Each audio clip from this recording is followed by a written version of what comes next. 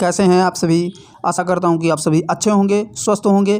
तो दोस्तों, जैसा कि आपसे हमने वादा किया था कि आज से इसी चैनल पे सामान्य हिंदी के 25 क्वेश्चन मिलेंगे रोज़ाना, तो उन्हीं 25 क्वेश्चनों को लेकर के मैं आया हूं और फटाफट इनका रिवीजन करेंगे। और दोस्तों, आपको मैं बता दूं कि ये जितने के क्वेश्चन हैं ये सभी के सभी आपके प्रीवियस ईयर से उठाए गए हैं, जो कि यूपीएससी, पीसीएस, यूपी टेट और कांस्टेबल जैसे एग्जामों में पूछे गए हैं। तो चलिए शुरू करते हैं आज का वीडियो। और दोस्तों, अभी तक आपने मेरा चैनल सब्सक्राइब नहीं किया है तो प्लीज़ उसे भी सब्सक्राइब कर लें, ताकि आगे आने वाली वीडियो के अपडेट आप तक पहुंचते रहें। तो चलिए शुरू करते हैं आज के 25 अति महत्वपूर्ण क्वेश्चनों को। तो आज का हमारा पहला क्वेश्चन है, हिंदी का नामकरण किस नदी से जुड़ा है? सिंधु, गंगा, नर्मदा या यमुना? तो पहला ही क्वेश्चन बहुत ही इंपॉर्टेंट क्वेश्चन है और ये यूपी कांस्टेबल में पूछा भी गया है। तो हिंदी जो है किस नदी से जुड़ा हुआ है? हिंदी का नाम सिंधु नदी से जुड़ा हुआ है, यानी कि ऑप्शन नंबर ए करेक्ट हो जाएगा। अगला क्वेश्चन है, उच्चारण की दृष्टि से स्वरों की संख्या है तो कितनी है? 10, 9, 11 या 13? तो हम आपको बता दें कि उच्चारण की दृष्टि से जो स्वरों की संख्या होती है वो 11 होती है, यानी कि ऑप्शन नंबर सी आपका यहाँ से करेक्ट हो जाएगा। अगले क्वेश्चन की ओर बढ़ते हैं। अगला क्वेश्चन कह रहा है, वर्णों के सार्थक समूह को क्या कहते हैं? वर्ण, वाक्य, शब्द या इनमें से कोई नहीं? तो दोस्तों, जो वर्णों का सार्थक समूह होता है वो क्या कहलाता है? शब्द कहलाता है, यानी कि ऑप्शन नंबर सी करेक्ट हो जाएगा। चलिए बढ़ते हैं नेक्स्ट क्वेश्चन की तरफ। अगला क्वेश्चन हमारा कह रहा है, हिंदी दिवस कब मनाया जाता है? 14 सितंबर, 5 अक्टूबर, 2 अक्टूबर या 11 नवंबर? तो दोस्तों, आप सभी को पता है 14 सितंबर को हिंदी दिवस के रूप में हम मनाते हैं और ये कई एग्जामों में पूछा भी गया है।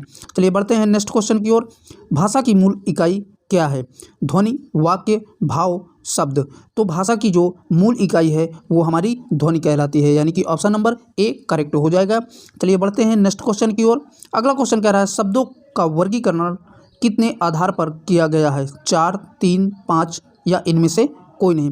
तो जो शब्दों का वर्गीकरण किया गया है वो 4 भागों में किया गया है। चलिए बढ़ते हैं नेक्स्ट क्वेश्चन की तरफ। अगले क्वेश्चन की क्या कह रहा है, तत्सम शब्द किस आधार पर है? रचना, अर्थ, प्रयोग या उत्पत्ति? तो यहाँ से आपका ऑप्शन नंबर डी करेक्ट हो जाएगा, उत्पत्ति के आधार पर। अगला क्वेश्चन है, अन्न क्या है? अनुस्वार, विसर्ग, दोनों या इनमें से कोई नहीं? तो जो अन्न है वो हमारा क्या है? अनुस्वार है, यानी कि ऑप्शन नंबर ए आपका करेक्ट हो जाएगा। चलिए बढ़ते हैं नेक्स्ट क्वेश्चन की ओर। अगला क्वेश्चन कह रहा है, कौन सी भाषा 8वीं अनुसूची में शामिल नहीं है? असमिया, मैथिली, बुंदेली या डोगरी? तो दोस्तों, ये आपका ऑप्शन नंबर सी करेक्ट हो जाएगा। बुंदेली भाषा जो है 8वीं अनुसूची में शामिल नहीं है और ये दोस्तों अभी पेट का पेपर जो हुआ था उसमें ये पूछा भी गया था। अगला क्वेश्चन है, विश्व हिंदी सम्मेलन 2021 का आयोजन कहाँ हुआ था? देवास में, ग्वालियर में, कानपुर या दिल्ली में? तो जो 2021 में विश्व हिंदी सम्मेलन हुआ था वो देवास में हुआ था, यानी कि ऑप्शन नंबर ए करेक्ट हो जाएगा। अगले क्वेश्चन की ओर बढ़ते हैं।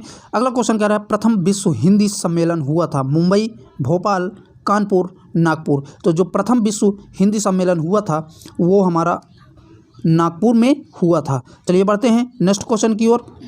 और अगला क्वेश्चन कह रहा है, एक किसके योग से बनता है? आ प्लस ए से या आ प्लस ऊ से या आ प्लस ई से या आ प्लस ओ से? तो दोस्तों, यहाँ से आपका ऑप्शन नंबर सी करेक्ट हो जाएगा, आ प्लस ई से ए का है। चलिए बढ़ते हैं नेक्स्ट क्वेश्चन की तरफ। अगला क्वेश्चन है, अलंकारों के मुख्य कितने भेद होते हैं? 7, 5, 2, 10? तो यहाँ से आपको सभी को पता है कि अलंकारों के 2 भेद होते हैं। कौन कौन से? शब्दालंकार और अर्थालंकार। अगला क्वेश्चन है, अचल किस साहित्यकार का उपनाम है? बालकृष्ण शर्मा, रामेश्वर शुक्ल, हरिवंश राय या मुंशी प्रेमचंद? तो दोस्तों, आप सभी को पता है कि रामेश्वर शुक्ल को अचल के नाम से भी जाना जाता है। अगला क्वेश्चन है, काठ होना मुहावरे का अर्थ है? स्तब्ध होना, चंचल होना, सचेत होना या मूर्ख होना? तो यहाँ से दोस्तों आपका ऑप्शन नंबर ए करेक्ट हो जाएगा, स्तब्ध होना। चलिए बढ़ते हैं नेक्स्ट क्वेश्चन की तरफ। अगला क्वेश्चन कह रहा है, सापेक्ष का सही विलोम शब्द है? परोक्ष, स्पष्ट, निरपेक्ष या प्रतिपक्ष? तो दोस्तों, यहाँ से आपका ऑप्शन नंबर सी करेक्ट हो जाएगा, निरपेक्ष। अगला क्वेश्चन है और महत्वपूर्ण क्वेश्चन है, यूपीएससी का पूछा हुआ क्वेश्चन है, निम्न में से योजक चिन्ह है?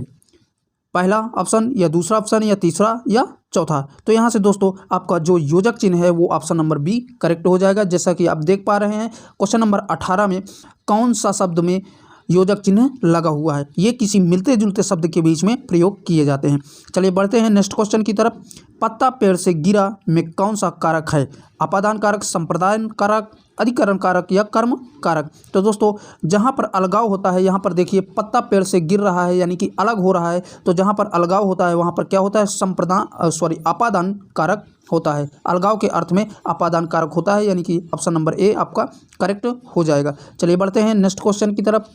अगला क्वेश्चन कह रहा है निम्न में अष्टछाप के कवि नहीं है? नाभादास, परमानंद, कृष्णदास, नंददास। तो यहाँ से दोस्तों आपका ऑप्शन नंबर ए करेक्ट हो जाएगा। नाभादास अष्टछाप के कवि नहीं है। चलिए बढ़ते हैं अगले क्वेश्चन की तरफ। आह आप आ गए वाक्य में आह शब्द है, विशेषण है, सर्वनाम है, अवयव है या संज्ञा है? तो दोस्तों आह शब्द जो है वो हमारा अवयव है। चलिए बढ़ते हैं नेक्स्ट क्वेश्चन की तरफ। अगला क्वेश्चन कह रहा है निम्न में अंधेर नगरी के लेखक हैं? ताप नारायण। यहाँ पर दोस्तों टाइपिंग में थोड़ा मिस्टेक हो गई है, यहाँ पर प्रताप होना चाहिए ताप के स्थान पे।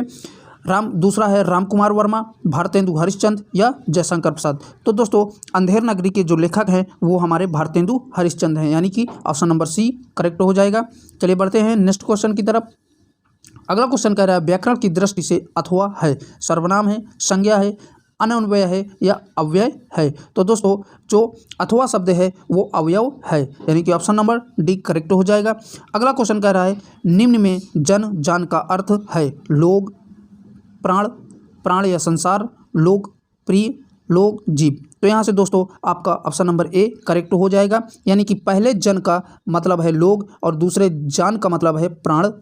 चलिए बढ़ते हैं नेक्स्ट क्वेश्चन की तरफ और आज का लास्ट क्वेश्चन होगा अकर्मक, सकर्मक तथा द्विकर्मक क्या है? संज्ञा है, सहायक क्रिया है या सर्वनाम है? तो यहाँ से आपको बता दें ऑप्शन नंबर सी आपका करेक्ट हो जाएगा। अकर्मक, सकर्मक तथा द्विकर्मक आपकी क्या हैं? क्रियाएं हैं।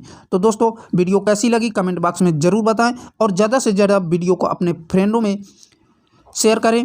फिर मिलूंगा इसी श्रृंखला को लेकर के, और अभी तक चैनल को सब्सक्राइब नहीं किया है तो प्लीज़ उसे भी सब्सक्राइब करो, बेल आइकन को दबाएं। तब तक के लिए बाय बाय, टेक केयर।